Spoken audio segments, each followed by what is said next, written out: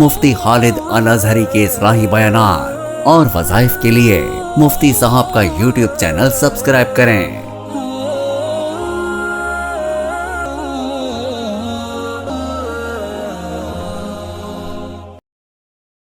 نحمده ونصلي ونسلم على رسوله الكريم اما بعد فاعوذ بالله من الشیطان الرجیم بسم اللہ الرحمن الرحیم۔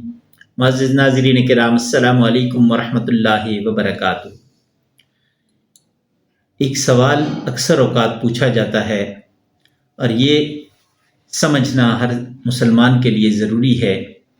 لوگوں کے ذہن میں مختلف اس بارے میں روح کے متعلق سوالات ہیں کہ روحیں کیا دنیا میں واپس آتی ہیں یا نہیں آتی۔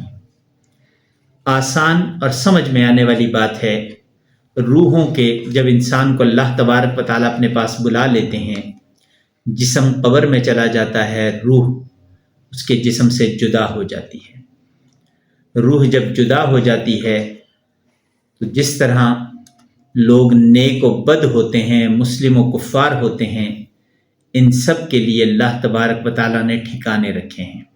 روحوں کے دو ٹھکانے ہیں، یا علین ہے یا سجین ہے۔ علین نیک لوگوں کے لیے، ان کی روحوں کے لیے ٹھکانہ ہے، وہ جنت ہے، وہ اس میں عیش و آرام کے ساتھ روحیں رہ رہی ہیں، اور وہیں پہ قیامت تک ان کا قیام ہے۔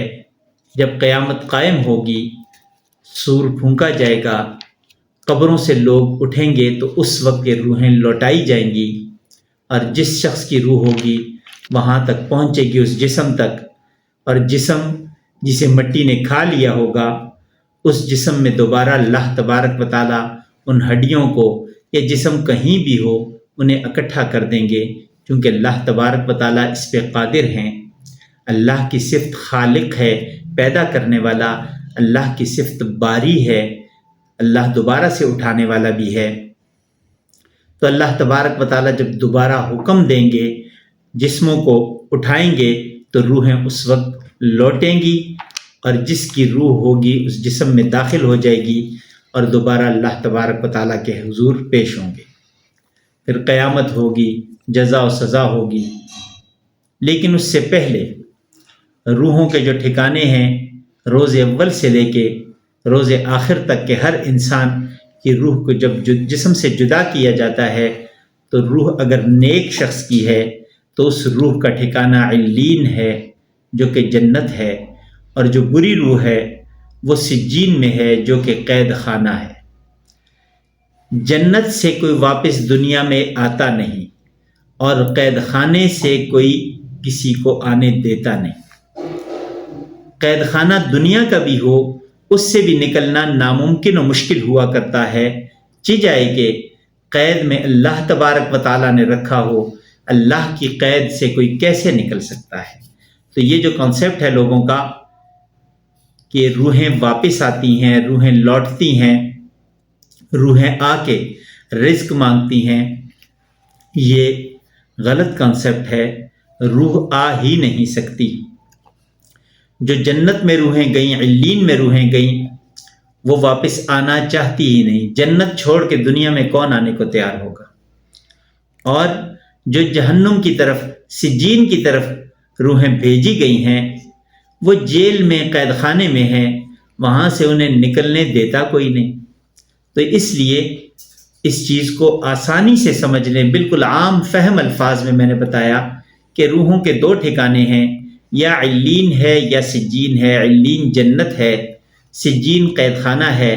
جنت والے دنیا میں آنا نہیں چاہتے، اور قید خانے والوں کو دنیا کوئی آنے دیتا نہیں۔ تو پھر جب بات ایسی ہے، روحیں اپنی ٹھکانے پہ ہیں، تو دنیا میں جو لوگ ہیں ان کے معاملات ٹھیک رکھیں۔ جب بندہ اللہ کے معاملے، اللہ تبارک و تعالیٰ کے ساتھ کوئی معاملہ ہے نا، جیسے اللہ کے حقوق ادا نہیں کیے تو اللہ سے توبہ کرنی ہے، اور بندوں کے حقوق ادا نہیں کیے تو ان سے حقوق یا ادا کرنے ہیں یا معاف کروانے ہیں، اس کے بغیر جان نہیں چھوٹتی۔ تو اس لیے روحوں کے اس تصور کو ذہن سے نکال دیں کہ روحیں واپس آئیں گی، روحیں ہم سے مطالبہ کریں گی، یا روحیں آ کے دیکھتی ہیں کہ میرے گھر والے، میری اولاد پیچھے کیا کر رہی ہے، تو یہ قدرت اللہ نے ان روحوں کو نہیں دی۔